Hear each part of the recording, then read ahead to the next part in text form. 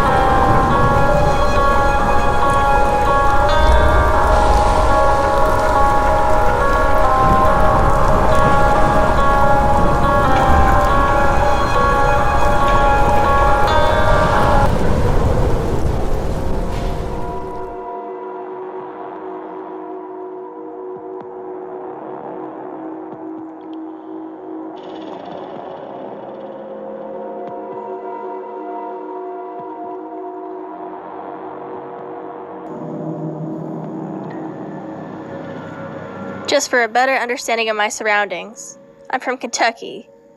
There's lots of wooded areas and people love to shoot their guns, including me. Believe it or not, there was a time where I thought that there was no such thing as unknown beings or creatures being in the woods. I thought that maybe Bigfoot could be real, but I severely doubted it. But after this happened to me, I know there's something unknown and weird out there. So here's what happened. I had just bought my first AR-15 style rifle.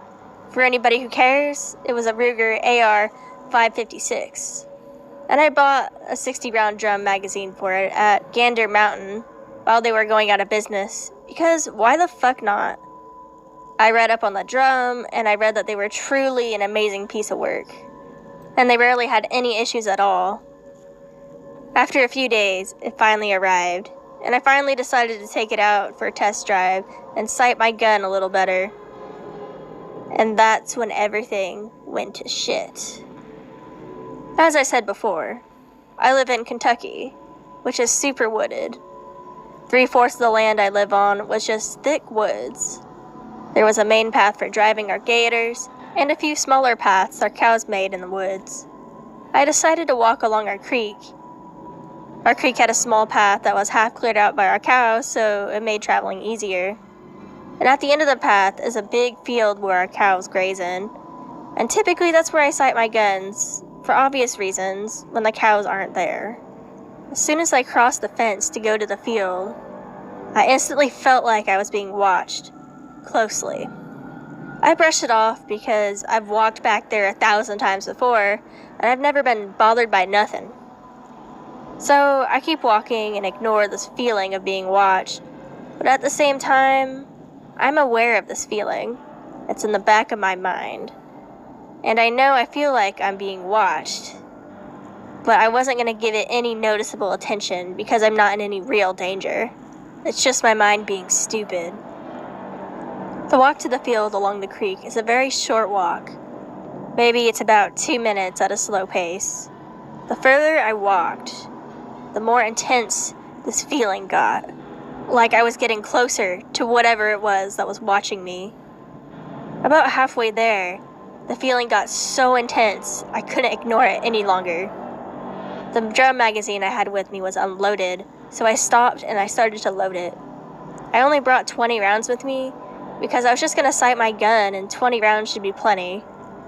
So now that I'm stopped, I'm paying extremely close attention to what's going on around me, and I'm loading my magazine. The exact moment I started to put rounds in that drum, I smelled something dead. Like it had been dead for a while and left to rot in the sun.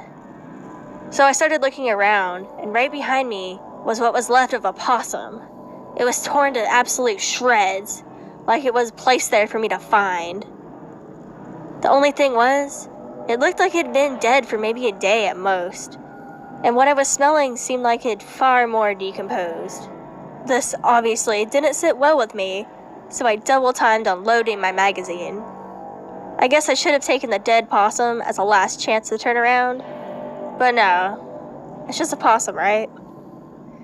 I decided to keep going. I've never had any problems back there before, so I'm just assuming my brain is just being overly paranoid. I was almost to the field anyway, and that's where I saw it. I was at the end of the creek, and the feeling of being watched was so unbearable at this point. I then heard a splash in the water. Me being on edge, I immediately turned around to face the noise, gun at the ready, but with no rounds in the chamber. What I observed was this thing walking down the creek away from me, and it's something I'll never forget. It was at least 8 feet tall, probably taller, and very skinny. Imagine a grown-ass man that weighs 120 pounds. Now stretch him out to be 8 feet tall, but his body width stays the same. He has very long, lengthy arms, and awkwardly walks on 2 legs. The skin on this thing is stretched so tightly across its body, it looks like at any moment it could tear, just from the stress. It made no noise, aside from its splashing when it stepped in the creek. Now, I said it walked awkwardly, and it's really weird to describe. It's almost like a waddle, but taking larger steps, so the waddle just looks like a duck with a thing shoved up its butt. However, the waddle could have been because the creek bank was just so muddy. Anyways, it also had a really light brown color, almost like the color of a deer. That's all I can remember right now, but if I remember anything else later, I'll post about it. Now I know why I felt like I was being watched. There's this thing, this creepy looking fucking thing. My magazine was loaded, bolt ready to send a round into the chamber. Remember earlier how I said this magazine was extremely reliable? I pressed the bolt release on the gun to chamber a round just in case this monstrous thing decides to attack me. I did not intend to strike first. But somehow, the stupid fucking magazine, the round gets stuck and won't budge out of the magazine at all. Keep in mind that I've never used this magazine before, so I know for a fact that it didn't fail from heavy use. A bolt closing from a gun has enough force to break your finger, so why didn't this magazine work? My guess is that this thing had something to do with it. The magazine never worked right again, and I returned it to Magpul. Needless to say, I didn't tell them what happened. I just told them that the magazine failed several times and I wanted my money back. Anyway, back to the weird thing. So the gun jammed on the first round, which is usually the easiest to clear. The thing books it out of the creek without running or making any noise. I had just long enough exposure to get the details about it that I provided to y'all. Now for assumptions. This happened around late last May of last year. I still have the emails from Magpul regarding the drum return, so I'm using them as a reference. I needed something more reliable than just my memory. As for the creature itself, me and a friend who knows a little bit more about this stuff than I do decided that it could be a fucking Wendigo. Here's why. The reason we think that it's a Wendigo because everything I describe matches them near perfectly. I have read that they're incredibly thin and tall. They have the stench of death that follows them everywhere. That would explain the smell at the possum carcass. They can also be very fast and several colors, ranging from light brown to black. They also sometimes violently kill other animals to scare humans away. Again, that would explain the possum. The only thing that I couldn't come up with is its behavior. Why am I still alive? Wendigos are supposed to be incredibly aggressive and territorial. Aside from watching me, it didn't do anything. It didn't try to attack or confront me. It ran away like it was scared or trying to draw me where it wanted me to be. That being said, I've never had another encounter with it. I've even gone out to the same field, taking the same exact path, and expecting myself to be watched, but I've never had that same feeling as that one day. Something was out there, and you can't convince me otherwise that there wasn't. I've even gone as far as trying to trick myself into thinking that I'm being watched out there, but it still has no comparison between that one day. Another reason why I think that this could be a Wendigo is because there's a ton of Native American presence that's been found in my area. I've found a large amount of flint every year, but the real proof is in the arrowheads that archaeologists find. There's also a Trail of Tears site less than 5 miles from my home, which is a possible point of origin for this Wendigo. Who really knows though, am I right?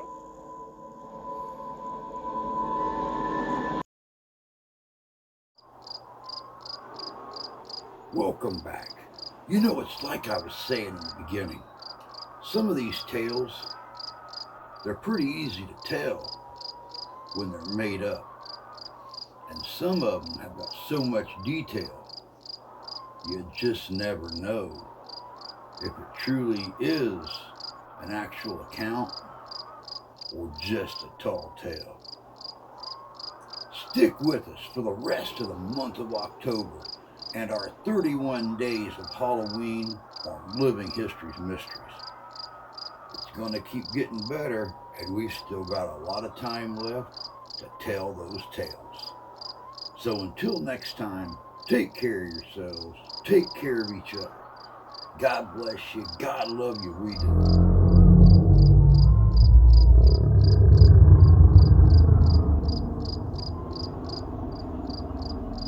And we'll see you out there.